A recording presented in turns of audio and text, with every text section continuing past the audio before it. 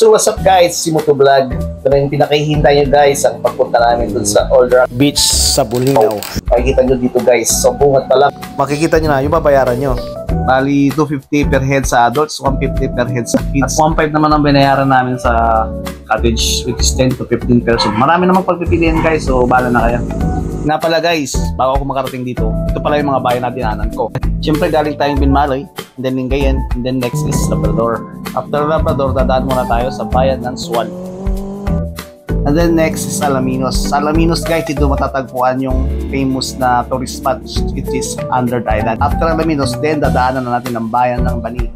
After ng Bani, then makapunta na tayo sa destination natin sa bayan ng Bolinao. At syempre guys, ito na yung pinakahihintay nyo. Yung napakagandang view sa Old Rock Beach Resort. So enjoy watching guys!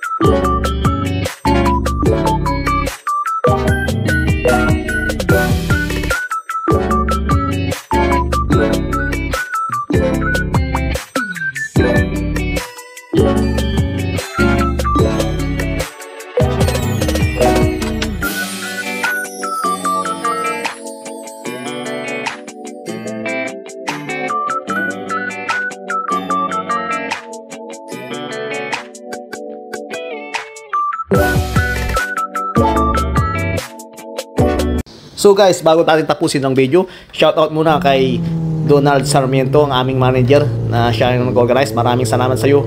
At sa mga ka-team ko sa Triple J, shoutout sa inyong lahat.